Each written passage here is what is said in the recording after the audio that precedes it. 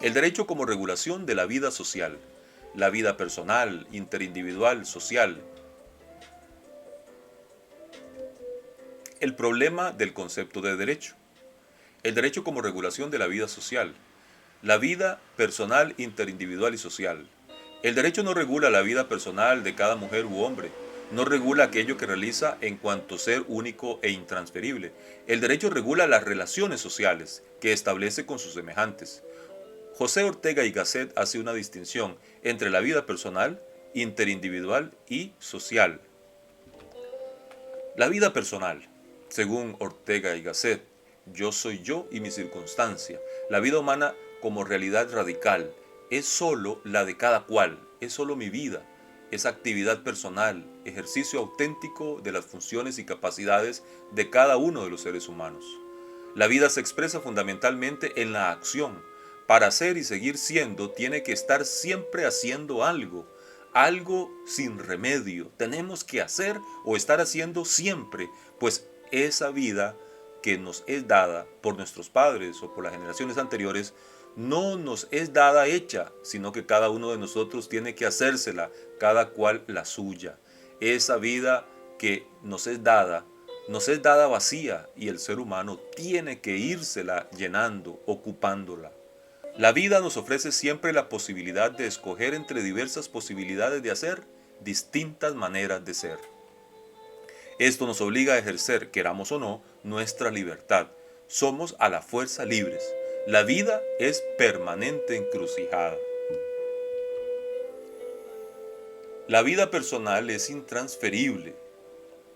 Cada cual tiene que vivir la suya. Pensar, sentir, decidir, elegir propiamente tengo que hacerlo yo solo, o lo que es igual yo en mi soledad. Y como esto acontece en mis decisiones, voluntades, sentires, tendremos que la vida humana, en estricto sentido, por ser intransferible, resulta que es esencialmente soledad, radical soledad.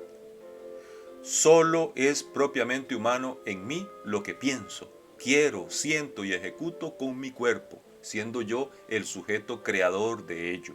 En toda acción humana hay un sujeto de quien emana su agente, autor o responsable de ello.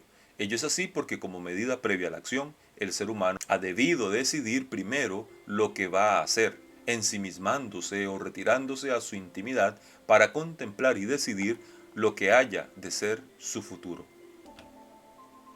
La vida interindividual. La vida personal es solo una pequeña parte de la existencia, porque como dice Husserl en sus meditaciones cartesianas, el sentido del término hombre o mujer implica una existencia recíproca del uno para el otro, por tanto, una comunidad de hombres, de seres humanos, una sociedad.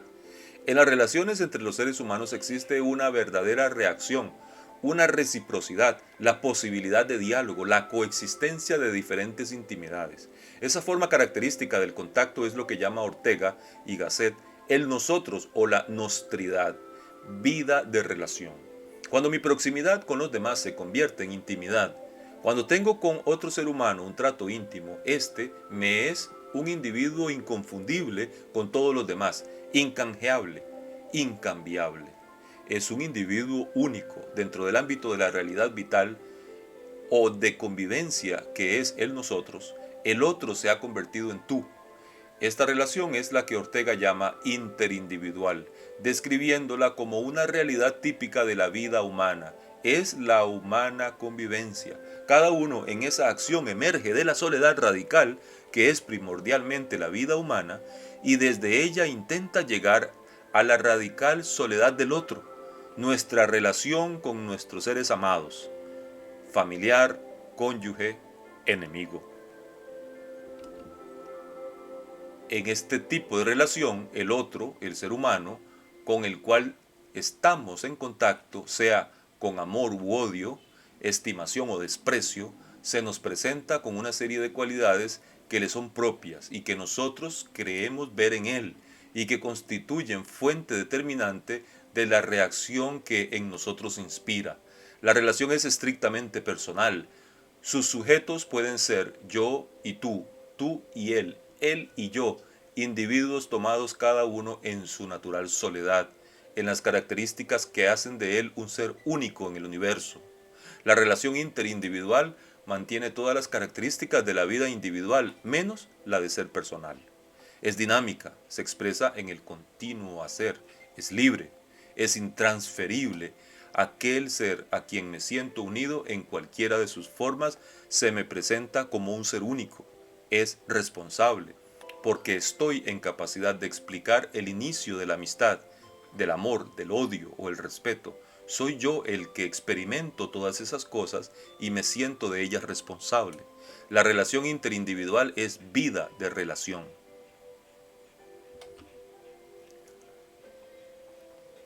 La vida social. Lo social comparte con lo interindividual la característica de ser vida de relación. Sin embargo, se dan sustanciales diferencias. La vida social es impersonal. Todo acto social es un hecho humano porque yo lo ejecuto, pero no lo he pensado o inventado yo por mi cuenta. Viene a mí de fuera de mí. No es individual mío, porque tampoco viene de ningún individuo determinado. Ortega da el ejemplo del saludo con la mano. No sabemos quién lo inventó, alguien habrá inventado una conducta social determinada que llegó a generalizarse o incluso universalizarse. Al principio estuvo carente del elemento social hasta que alguien la copió y se extendió despersonalizándose. Se transforma en un uso social o en una moda. Martin Heidegger llama a este atributo social el sé, pronombre indeterminado. El sé es nadie determinado y son todos, aunque no como suma, sino como conjunto. La vida social es impersonal. Ejemplo, se hace algo, se construye un puente. ¿Quiénes? Nadie determinado y todos a la vez.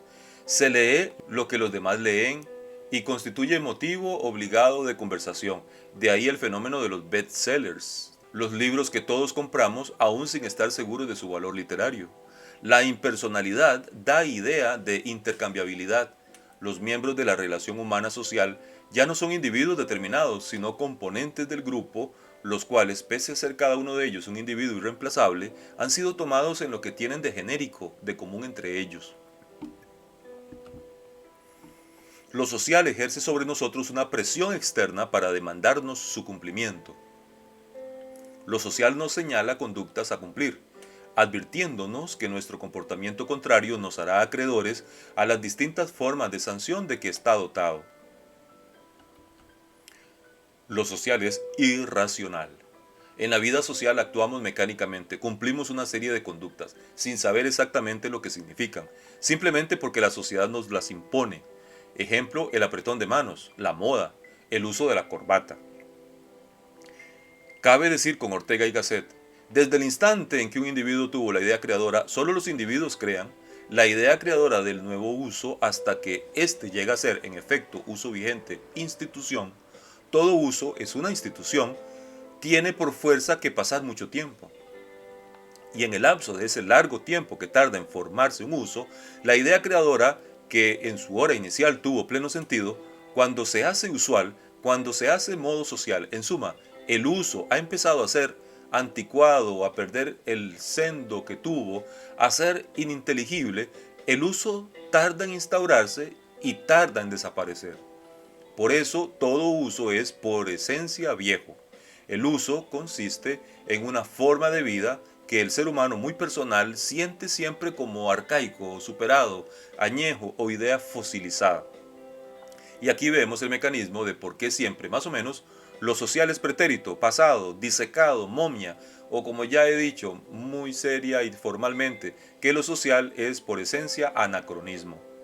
Conviene apuntar, realizada la distinción entre vida personal, interindividual y social, que esta diferenciación conceptualmente estricta no existe así claramente delimitada en la realidad de la existencia humana. La regulación de la vida individual y moral. Notas características: intimidad, unilateralidad, libertad de cumplimiento y autonomía. La distinción hecha entre la vida personal, interindividual y social permite entender las diferencias entre los distintos ordenamientos normativos, ya que uno de ellos, la moral, es una regulación de la vida individual, mientras que los otros dos, derecho y reglas de trato, regulan la vida social. Intimidad. La moral regula la conducta desde el ámbito de la conciencia individual. La teoría de los valores fundamenta el deber no en el deber mismo, como apuntaba Kant, sino en su conformidad con una instancia de valoración. Es indudable que esa conformidad debe darse en los fueros interno y externo de la conducta. Libertad de cumplimiento. La moral supone y requiere libertad de cumplimiento. Cierto que las normas morales, en tanto que normas y por tanto imperativos, se nos presentan con un carácter de mandatos, pero dichos mandatos están dirigidos a la intimidad de la conciencia y soy, por tanto, libre de realizarlos o no. La sanción solamente se da dentro de mi conciencia. El remordimiento, forma típica de la sanción moral, puede ser suficientemente fuerte como para obligar a alguien a la confesión de un crimen. Autonomía. De acuerdo con Kant, toda conducta moral valiosa debe representar el cumplimiento de una máxima que el sujeto se ha dado a sí mismo. Autonomía quiere decir autolegislación, reconocimiento espontáneo de un imperativo creado por la propia conciencia. Unilateralidad. Frente al sujeto obligado por la moral no existe ningún otro en capacidad de exigirle el cumplimiento de sus deberes.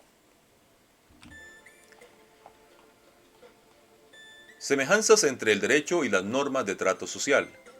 Ambas son impersonales. Ambas son irracionales. Ambas demandan su cumplimiento mediante una presión externa. Impersonales. Derecho y normas de trato social, ambos ordenamientos, se limitan a prescribir una conducta genérica, exterior a los seres humanos, tomando estos no en cuanto tienen de irreemplazables y únicos, sino en sus características comunes. Ambas, derecho y normas de trato social, son irracionales. Tanto el derecho como las reglas del trato social demandan de nosotros un comportamiento puramente externo, mecánico, sin que importe siquiera si entendemos o no lo que ellas significan o el motivo por el cual dicho comportamiento nos es exigido.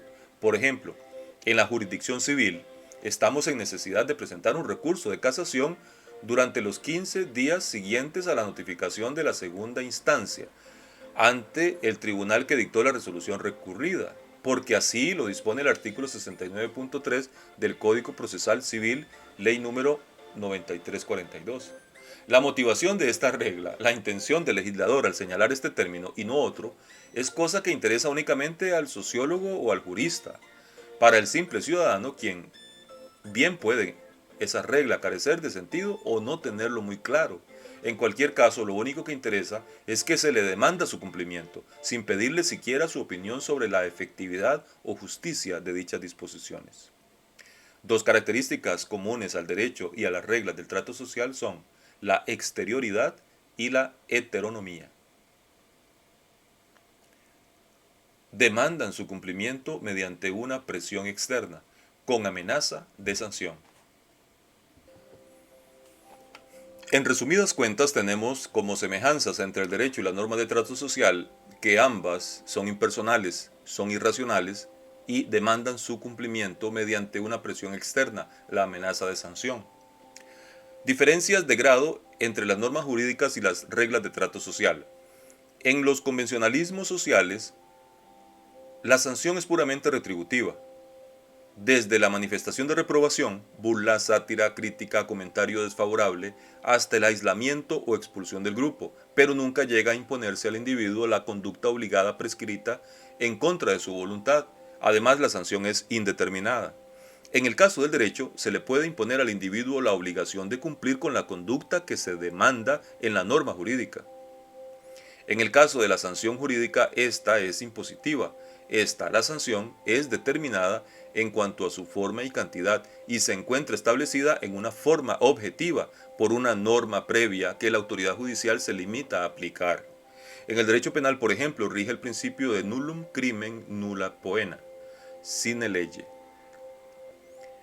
Es nulo el crimen, es nula la pena, sin una ley previa. Además, las normas jurídicas son bilaterales. Frente al obligado a cumplir las normas jurídicas, siempre hay una persona en capacidad de exigir su cumplimiento.